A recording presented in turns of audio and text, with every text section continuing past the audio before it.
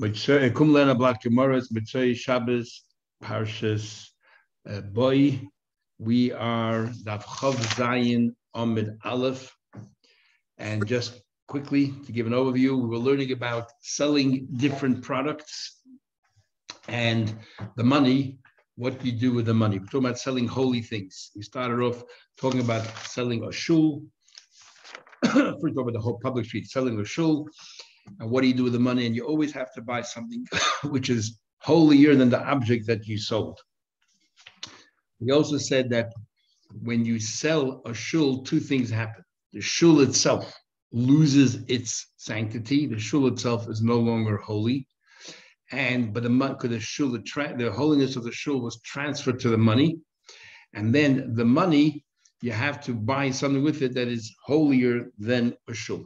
And we went through the different stages. We talked about the Aron Kodesh, the mantle of the Sefer Torah, and so on and so forth. Okay, the last thing we learned was that if you have a shul and a Beis HaMedrash, which is holier? A shul where you daven or a Beis HaMedrash where you learn? Whether you daven the Beis HaMedrash or not is not the point, that you learn there. And we had two opinions, Rav Papi and Rav Papa. So the Gemara said that it seems that Rav Papi is correct, that you can sell a shul and with the money use it to purchase a Beis HaMedrash, because the Beis HaMedrash is holier than a shul. So Rav Gemara had 3 lines to the top. Dorish bar kapara, bar kapara dash, ma'idich siv. This word says in Pasuk, Yisraf as Beis Hashem, they burnt down the Beis HaMikdash, Beis HaMelech in the palace. There's called Bat Yerushalayim, all the houses in Yerushalayim. There's called Bayis Godel, and every large home Sarav Be'esh. Now, what can the large home be referring to when you basically covered every possible option already? So the Gemara explains: Beis Hashem is the Beis HaMikdash. That's the Beis HaMikdash. Beis HaMelech, the palaces, Elu Paltin Shemelech, they were destroyed. There's called Bat Yerushalayim Kemashmoyin, literally that all the houses in Yerushalayim. So what are those called Bayis Godel Sarav Be'esh? What do you mean the large houses? With every large house is built. What's a large house? So Rabbi Yochanan and Rabbi Shimon Levi have this agreement. Chad Amar, you know what Godel means? A place where you increase. Mokim shemegadlim b'Torah, a place where you raise and increase Torah.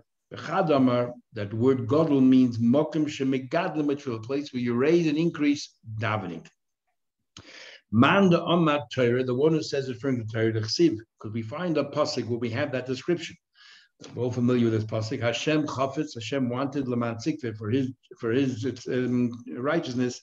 Yagdil Torah v'yadil, should increase Torah and should bring in more splendor. So we use the word Yagdil to increase for Torah.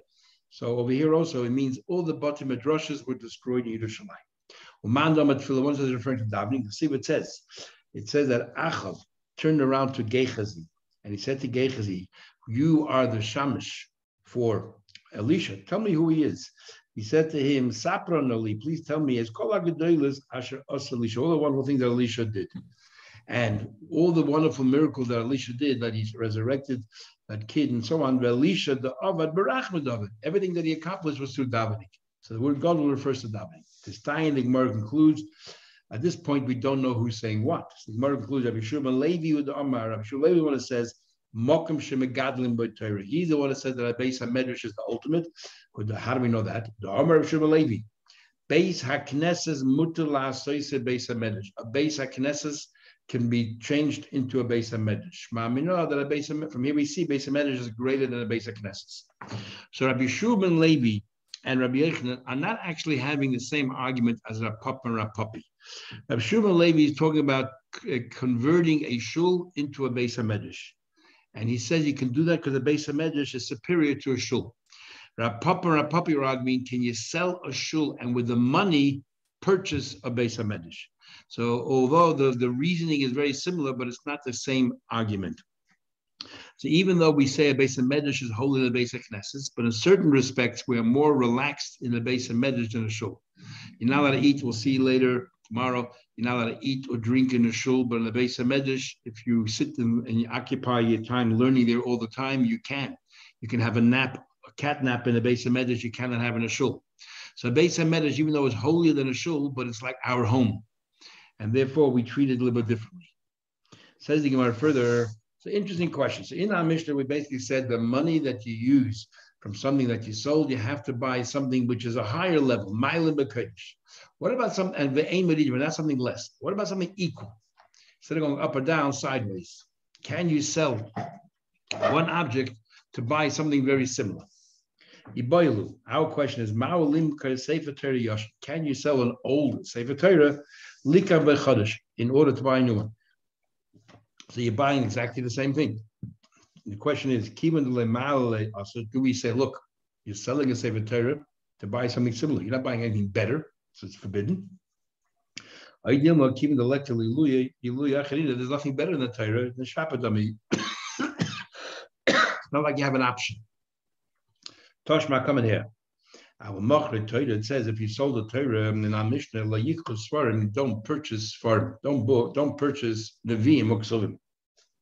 Sounds like Sfarim Mudalan. You shouldn't purchase Sfarim. Hot Torah bet Torah, but if you sold a Torah with the money, you may purchase another Torah, Shapadam. So it doesn't say clearly you're allowed to go sideways. Says the Gemara, that doesn't prove anything. Masnisan, our Mishnah is talking about the Evid. You already sold the Torah. What do you do with the money? Kikam and Boilan, our question is Lechatchila. What is Lechatchila? Can you sell a Sefer Torah and take the money and use it to buy in order to buy another Sefer Torah? That's our question. Toshma coming here. Goylan Sefer Torah. You're allowed to roll a Sefer Torah, but Matpeches Chamoshim, you're allowed to roll a Sefer Torah in Matpeches Chamoshim inside the Chumash. Now, Chumash was written like a Sefer Torah, but it was only one book. Chumash is a fifth, Chumash. So you didn't have all 5 Chumoshim bound together. You only had one Chumash bound. So you're allowed to roll a Sefer Torah in Matpeches Chamoshim, inside the Chumash, with Chumoshim and Matpeches Nevi'im. Chumoshim to be wrapped around the Nevi'im, Muksuvim. You cannot have Nevi'im Muksuvim wrapped around with the Chumoshim. The loy Chumoshim in Matpeches Sefer Torah. Chumosh you cannot wrap around Sefer Torah because you're reducing the kedusha of a Sefer Torah. Ketani Mies, it says, however, Goylin Sefer Torah b'Matpeches Chumoshim, that you're allowed to roll a Sefer Torah with using Matpeches Chumoshim. Matpeches Chumoshim it seems that Chumoshim you're taking something lower and you're working your way higher. Right, you're elevating these matpeches to a Sefer Torah, but matpeches Sefer Torah law, you're not allowed to use what you wrapped around one Sefer Torah to another Sefer Torah because you're not increasing the kedusha. Doesn't it show here that if you're going sideways doesn't work? You're allowed to take what you wrap around the Nevi'im Ksuvim and use that to wrap around the Torah, but you're not allowed to take or Nevi'im Ksuvim for Torah. But you're not allowed. It seems from here you can infer, but to take the gartel of one Torah to wrap around another Torah, so they're equal kedusha. You cannot do that. Says you want to know. Is that Lamaisa? Sorry? Is that Lamaisa? Let's finish. I'll tell you in a minute. Ema Sefer, look at the end. It says, it says, the problem is don't use the gartel around the Torah for a chumash. Sounds like, but another Torah you can. Just don't reduce the kedusha, but equal is all right. Hot Torah b'Torah shapadami. You can't prove either way. Okay, so the question still remains. What about equal levels of kedusha? Toshma coming here. You're allowed. You have to be very careful when you place holy books, how you place them on top of each other. You should never put something less holy on top of something which is more holy. But Sefer Torah al gabe Torah, you're allowed to place one Torah on top of another Torah. The Torah al gabe Chumoshim, you can place a Torah on top of a Chumash.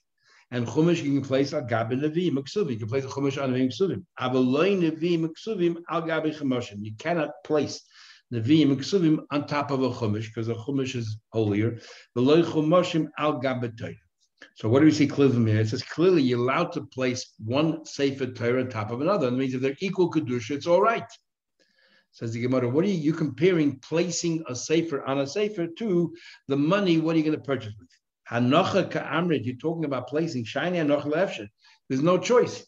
You have a few Sefer Torah, you can place one on top of the other. You don't have no choice because there's nothing holy than Sefer Torah. What should you put it on top? But there's nothing you can put on top of Sefer Torah that's holy than Sefer Torah. So you have no choice. However, when it comes to selling a Sefer Torah, are you allowed to sell a Sefer Torah in order to buy another one? Maybe no. You have a choice, just don't sell it. And I'll prove it to you. Because if you're not going to allow one Sefer Torah on top of another Sefer Torah, look at every Sefer Torah. It's rolled around the Eitz Chaim. It's rolled around maybe 50 times. So every time it's rolled around, it's sitting on top of another piece of parchment that has words on it. So the Torah is sitting on top of a Torah. Every wrap around the Eitz Chaim is sitting above the one beneath it. So obviously, you're allowed to in this case. You have no choice. If not, so how do you ever roll the Sefer Torah around Eitz Chaim? One page is rolled around another page. You have no choice. You're allowed to. We have the choice. You're allowed to. Toshma coming here, so we still stuck. We don't know when they're both equal. There's an argument, Rabbeinu Tam and Rashi, how are you meant to put the Sefer Torah inside an Aron Kodesh? According to Rashi, they're all vertical, standing up. According to Rabbeinu Tam, they are all lying horizontal. So Rabbeinu Tam, you will have Sefer Torah sitting on top of other Sefer Torah. If you have more than, there's not enough space. In fact, we don't do it like either. What we do is, what you're supposed to do is, we're supposed to actually put the Sefer Torah on an angle. So sort of a compromise between Rashi and Rabbeinu Tam. Toshma coming in. You should not sell a Sefer Torah that's old in order to buy a new one. So clear, you're not allowed to. Says the Gemara, you're mixing things up. That's talking about a case is you want to sell a Sefer Torah, and with the money you're going to hire a Sefer, or you commission a Sefer, 6 months, 12 months, write as a new Sefer Torah. What happens if that Sefer dies or retires, and you're left with nothing? A community without a Sefer Torah cannot happen. That's why we don't allow that to happen. We're talking about a case here we have other Sefer Torah. What we're talking about a case here is where the Sefer already wrote the Sefer Torah, it's sitting there waiting for someone to come and purchase it. May you then sell an old Sefer Torah to buy a new one? Says Gemara, they were worried about negligence. And we're talking about a case, going to Kosif. The Sefer Torah is already written, umanach, and it's sitting there on the shelf, you're waiting for someone to redeem it, to buy it. What would the din be? We still haven't resolved it yet. Generally, you're not allowed to sell a Sefer Torah.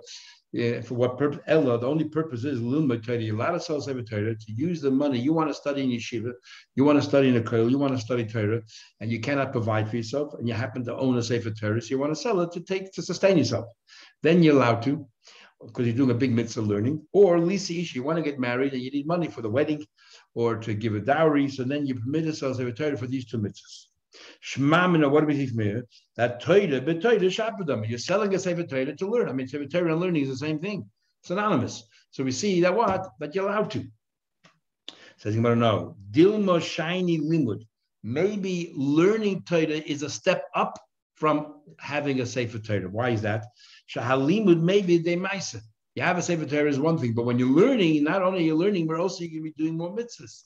So learning has the advantage of having like a Torah plus the mitzvahs. Maybe that's why you're permitted to sell the Sefer Torah for that purpose. And Ishanami, marrying a woman like Toyu B'Ra L'Shavit Tzara. The Torah says in the mitzvah called Puravu in Tanakh, and it goes further.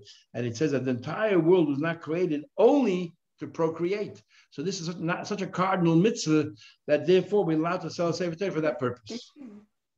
I will Torah b'Torah, maybe light, but to sell a Sefer Torah in order to buy another one, maybe not. Maybe you have to increase kedusha. So the question still remains. A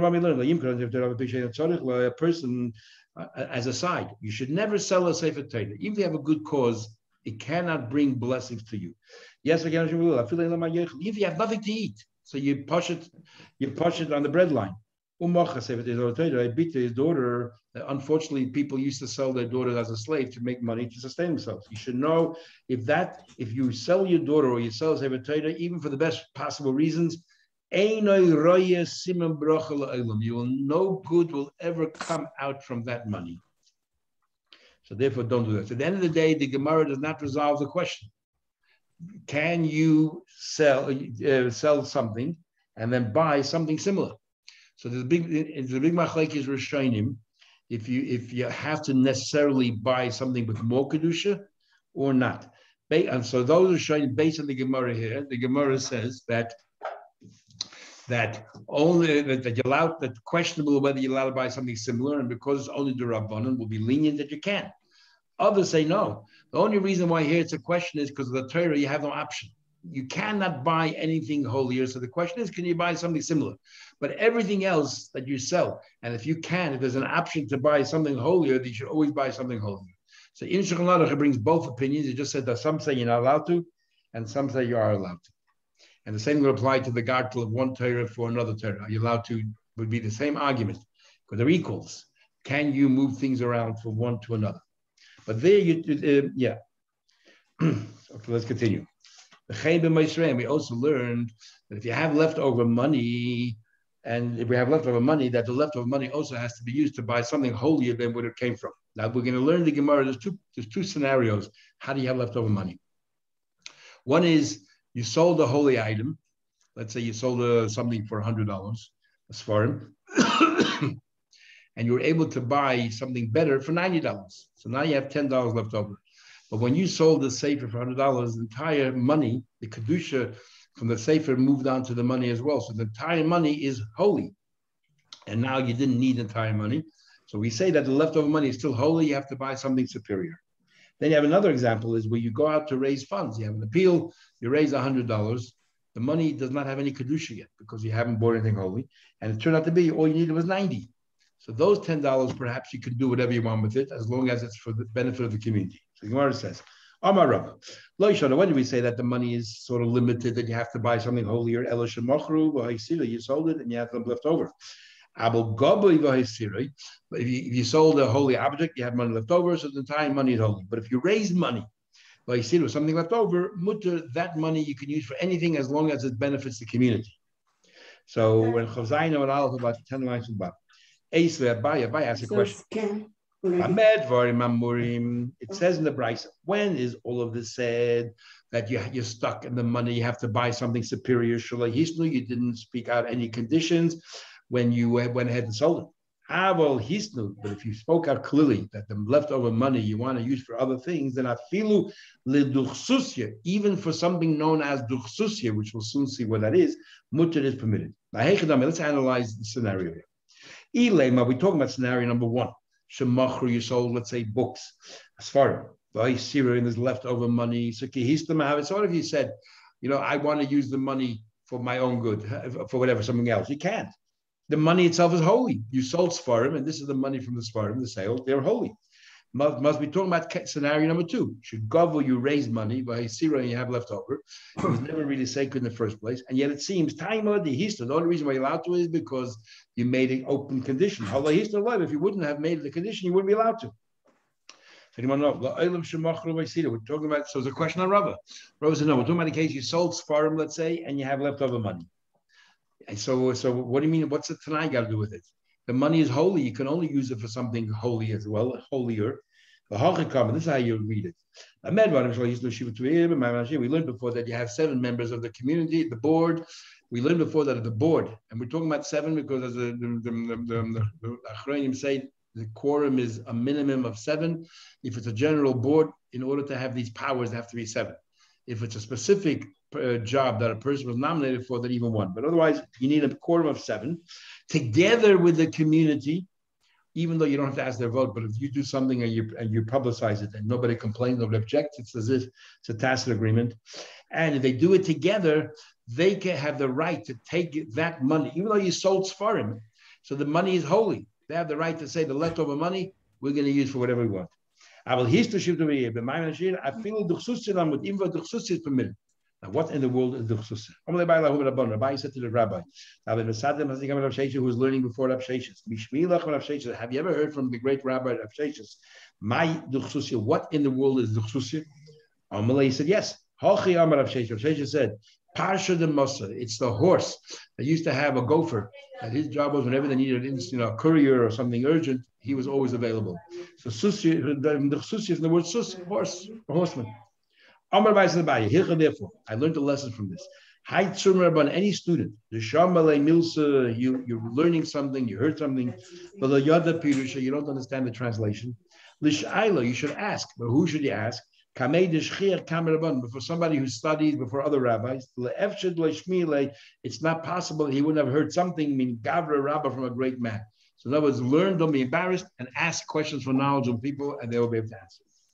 Fascinating halakha. I'm going upstairs. If you go visit another city, and that the people of that city, for whatever reason, they made a collection. Everyone has to, and not a collection. They made a ruling. It's a fast day. We're having a tzara. Everyone has to donate money. No, even though you're not a member of that city, you should contribute as well. Otherwise, it looks like you're not participating in mitzvah. But since you're not part of that community, when you're about to leave the community and go back to your home, you can ask for the money back, but the money was set aside for tzedakah. Give it to your local charities. And give it to your local welfare groups and help out the poor people. Says the Gemara, the time of the Braisa, but you went to another city, a postcard and they said you have to give certain charity. Nice thing they give, when they go back home, the Mevi Nois want to take it back with them, and you distribute amongst the poor in your own city. The Yachid, that's if a multitude of people went. What about Yachid Shahal? You're an individual. You went to another city and you were there when they announced, sure, everybody must give, let's say $100. Upasku all of Dok, and they said everyone has to give. Tinosen la ani, I said, then you become like swallowed up in that community, and you need to donate there and leave the money there. Says the Gemara, Ravuna wants to create a fast because they were having a drought or some other kind of issues. All legabei Rav Chana bar Chaneloi v'chol bnei Masya, Rav Chana bar Chaneloi, the entire city went there. Ramu l'ay tzedakah, they were included in this law that they had to give tzedakah. The Yavah they gave, kiboy l'meisha, they're about to leave. Amru they said, Noishel Amar, give us back our money. V'neizel when they found it, Bani Miyos, and we'll give the money to the locals in our city. Amalu, he said to them, Tanim, we learned by Medvar, and when is all this said? She'ein sham chaver ir, that there was no great rabbi there in that city that was the one who made these legislations. Then Abel yesh sham chaver ir. If there's a rabbi there who made these rules, it wasn't just a board, it was a rabbi who made the rule, and tinasan l'chaver ir, that you're bound by it, and you got to give him tzedakah, and the money remains in that city. And surely in your case, that the aniyah the poor, you're talking about going back to your local poor, but your local poor actually come to us to get fed and to get tzedakah. So surely you have to leave the money here. The Mishnah continues. So we learned in the first Mishnah that when you sell a shul, two things happen. And the kedusha of the shul is gone. The shul is no longer a holy place. A shul is treated like tashmishe mitzvah, not tashmishe kedusha. We learned yesterday. Tashmisha Kedusha is like, things which are connected to Kedusha, like the rituals of tefillin, the cover of a Sefer Torah. And you have Tashmisha Mitzvah, like tzitzis, lulav. And we learned Tashmisha Mitzvah, you can actually toss away, but in a respectful way, according to Ravid and many Rishonim. So a shul is considered Tashmisha Mitzvah. It enables us to daven and do a mitzvah, but the shul itself is only holy while we're there. Like tzitzis, while it's attached to the beged. But once you sold in the shul, the kedusha from the shul leaves the shul and is transferred to the sale. We had a whole discussion. If you gift it, what happens then? Rameir disagrees. Rameir holds that a shul retains a modicum of kedusha or full kedusha, different views. But that's what Rameir says. Therefore, he says, because a shul has kedusha, you can sell it only to be used as a shul. But to sell it to a private person that maybe will continue davening, but will no longer be a minion, you've reduced the level of kedusha. You can't do that. Shul is still holy. You are reducing its sanctity. The rabbi said to him, if you say you're not allowed to reduce kedusha, okay, 1 to 0 is a big drop. From a minion to no minion, big drop. But also 100 to 10 is also a big drop, because 100 people is a much larger crowd, and it's much more honorable for Hashem to have large crowds. So if you're not allowed to reduce, and when you sell a shul, you have to make sure that the new community that took over the shul will have an equal, if not more, people in the shul than you had originally, following your logic. You can't have so, you shouldn't be able to sell from a large city to a small city. Says the Gemara, Shapik come to Rabban have a good argument. If the shul is still holy after the sale, then you're not allowed to reduce the kedusha. What's the difference, a minion to less or 100 to 10? Rameir says, can you sell a shul to a mosque or a church? We learned that we'll soon see in the next Mishnah. And the answer is no. But we learn the next Mishnah, we'll soon see. Says the Gemara further, So, sorry, this was place. Rabbi Meir says, Me'ir Gedola le'ir Katana, from a large city to a small city, in both cases you have a minyan. That's not really a reduction in Kedusha. The Koda Kadisha, Hashanama Kadisha, before it's a minyan, now it's a minyan. But Merabim Liyachil like Kedusha, but to change from a shul with a minyan, you say Kaddish, Baruch Hu, and you reduce it to less than a minyan, there's no Kedusha there anymore. Rabbanan will respond, if you worry about reduction of Kedusha, having a meeting with 100 people and then reducing it to 10 is also a reduction in Kedusha. There's an interesting Radvaz where he writes that in his time in Egypt, there was a very large shul, everybody said daven, and then what happened was, this is going back 500 something years ago, they started to open all of these boutique shuls. The Mishnah Berurah in Kufan Aleph alerts to this Radvaz, but it doesn't really bring it up. And they opened all these shtiblach and boutique shuls, and the big shul lost out a lot of people, and they have all these small shuls, 20, 30 people. So the rabbi of the city put all these shuls in Cherem, all these boutique shuls in Cherem, and he wants to force everyone to daven in the big shul. And he sent a copy of that letter to the Radvaz, asking his opinion. So Radvaz said, just like the Gemara says that a person does not have to listen to his parents when it comes to choosing a yeshiva, where to learn, because a person will only grow in learning where their heart desires. A person should always learn in a place where their heart, really is excited. The same thing I would say, a person should daven where they feel they can daven better.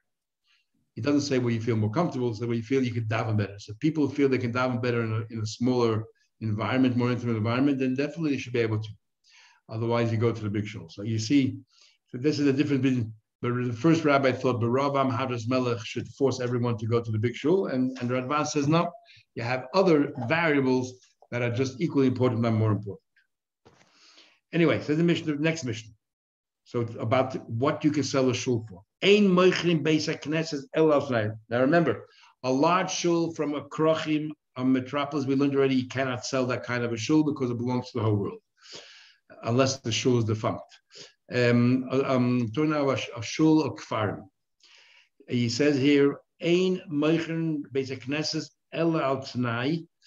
Since a shul retains its sanctity, a shul is not a commodity that you sell. And therefore, if for whatever reason you have to sell, you have to put a condition that you can always buy it back, which then shows it's not a commodity to make profit and so on. You can only sell a shul if it's conditional. If they want, you can always take it back. The Chachamim say no, a shul, once you sell it, is no longer holy. You can sell it. The following four things you cannot sell it. You cannot sell it to be used in a way which is denigrating to the former sanctity of a shul, and let alone to sell it to a place of avodah zarah. Lemerchet, you cannot sell a shul to be a bathhouse. Lebursiki, a tannery. Letfila, for a mikveh, or lebeis hamayim, or for a urinal or a swimming pool. Rabbi Yehuda is stricter in one sense and lenient. He says, when you sell the shul, you have to specify and say, I'm selling to you to be used as a courtyard. In other words, in a very dignified way. And I have to spell out, you're not going to use it as a shul. That's the only way you take the kedusha away from the shul. You have to spell it out. We're selling it to be used for mundane things. But once the buyer has it, once the sale took place, there's no longer any kedusha in that shul, and the buyer can do whatever he wants, including those four things that we just mentioned, according to Rabbi Yehuda. Now, according to some Rishonim, but if you sell it with the board and the shul, the shul, then you can do with the shul whatever you want. And again, to avodah zarah, obviously you can. So the Gemara, interesting question. So what happens? We sold the shul for 10 years, and after 10 years, you know what? The $1,000 they gave us for the shul, take it back. We want the shul back. So meantime. So in other words, as if you gave us the money as a loan, I'm giving it back to you. So in the meantime, you sat in the shul for 10 years rent-free. So it's as if the loan, you just received interest. How can you do that? How can you live there, have a leribus? It's how can you convert the sale into a loan, and then these people benefited, the lender benefited that they had use of the shul gratis for 10 years. So Rabbi Yochanan says, "B'shittas Rabbi Yehuda Amra." We have a concept according to Rabbi Yehuda It's called tzad echad b'ribos. Tzad echad b'ribos means when is interest a problem when it's definite a case of interest. I lend you $100, pay me back 110. But over here, there's two scenarios. One is we'll let you keep the shul forever. So then it was a perfect sale. And you had every right to live in the shul because it was a sale. The other one is I can turn the sale retrospectively into a loan. If I turn it back into a loan, then there'll be interest because you sat in the shul for 10 years, interest rent-free. Any time, according to Rabbi Yehuda, if it's not 100% certain that it'll turn into interest, there's one side it will be interest, one side it won't be, it is permitted. If it's only one side possible ribas, the other side not, it's permitted. Time to learn. I lent you $100. I lent you $100. Let's say Reuben lent Shimon $100, and Shimon says to Reuben, "Here's my field. I'm selling it. If I don't pay you back in 10 years, the field is yours. It's a sale." So as if it's a sale right now, but if in 10 years from now, within 10 years, I give you back the money, then it turns out to be it was only a loan, and I'm taking my field back. Now the question is, can the buyer, who is a lender, eat the produce from the field? Because if it turns back into a loan, and it comes out he's been eating all these produce for free, that's pure interest. But on the other hand, it could be turned into a sale, and if it's a sale, he had every right to eat the produce. So what happens? As he says over here, if the seller who is the borrower eats the produce, no problem. But the if the buyer who is the lender eats the produce, also it's forbidden. Even if it turns into a sale, but all these years it still could be it because there's a possibility it'll turn into a loan, and you've been eating the produce all these years. That's interest. Now, Yehuda says, I feel like even if he buys Paris, it's permitted. I'll prove it to you. There's a story of Beisim Ben Zayin, they did this thing here. He lent the money, and the guy gave him the field and said, "Look, it's a sale unless I give you back the money." And the buyer, who was a lender, was eating the produce all these years, based on Rabbi Elazar ben Azariah. So you see that tzad echad b'ribos is permitted. They said to me, got the story all mixed up. That's your whole basis. It wasn't it was the seller, the borrower, who was eating the produce. My benayu, not the buyer. What's the crux of their argument? When there's a possibility of turning into ribos, is that forbidden or not?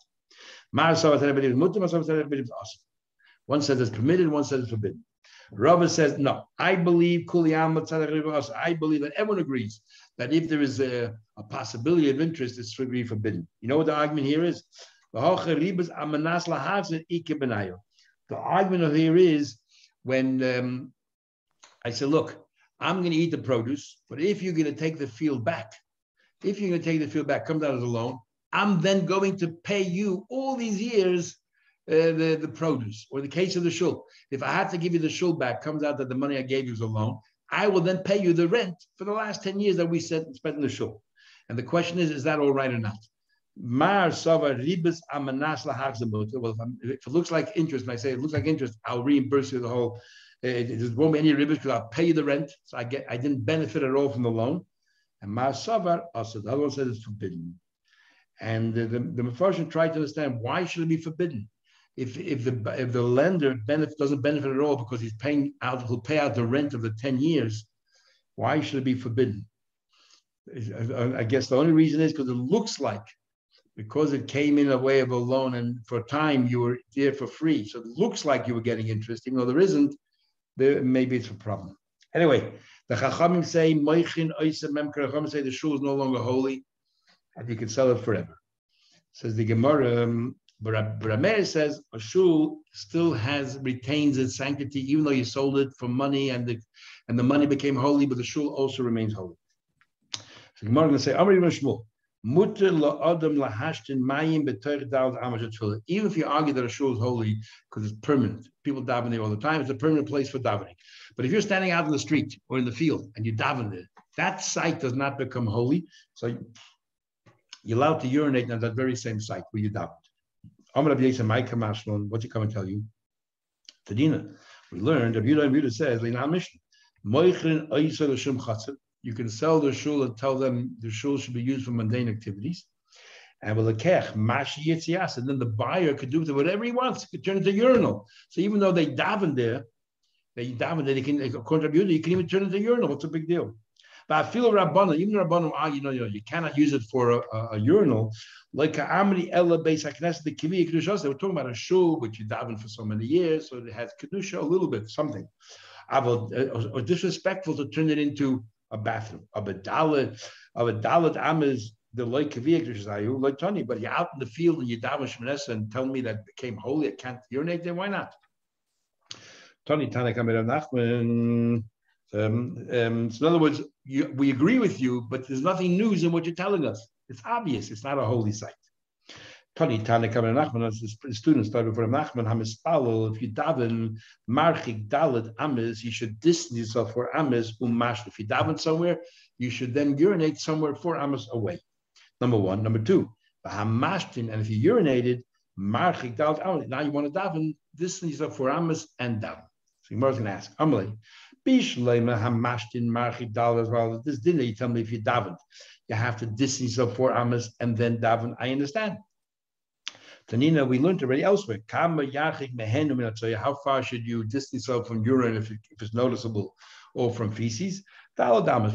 I understand. So if you first urinated and you want to now daven, and it's still discernible the sign of your urine, move away 4 amas. Makes sense out of respect. But if you daven somewhere, and now you should distance the 4 amas to be mashed, why? If so, in the doi, a lot of Jews there, and a lot of times people will stop in the middle of traveling in the road on the side, and they would daven. That means you're not allowed to urinate anywhere in the whole doi. It's a holy place. Obviously, if you daven there temporarily, it does not become holy. Tony, if you want to answer back, you misunderstood. Doesn't mean you shouldn't urinate in the place you daven. It means yisha. You should wait after you daven long enough to walk 4 amas. Why? Says think about a bishlei mashtin. If you urinated yisha, you should wait. If you urinated, you should wait the time it takes to walk 4 amas before you daven. And the reason is the droplets. You want to make sure there's no droplets left, so therefore you can daven clean. Elam mispalel. If you daven and you finish davening. If you want to go to the bathroom, Yisha Kedei Hilav Dalam, you got to wait the time it takes to walk 4 amas. Why? Lamala, you finish davening.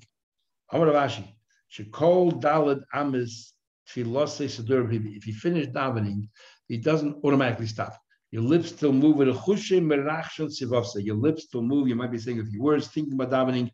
So pause a little bit before you go ahead and do your own, take care of your needs. Saying further, the students asked of Zakkai, I mean, what did you merit to have longevity? He said to them, you know why? Based on what we just said before, even though according to Allah, we just said, if you daven out in the street, in the field, you can urinate in the same place. I didn't, because I treated that place as a holy place. Number one. I never gave a nickname to my friend. We had a Martinus. I never called him by derogatory term. Other Rishonim actually say you shouldn't call people by their last name. It's disrespectful. You should call people by their first name. I guess it's very cold and distant if you call them by their last name. I never avoided, or I always made sure that I had wine for Kiddush, at least Friday night.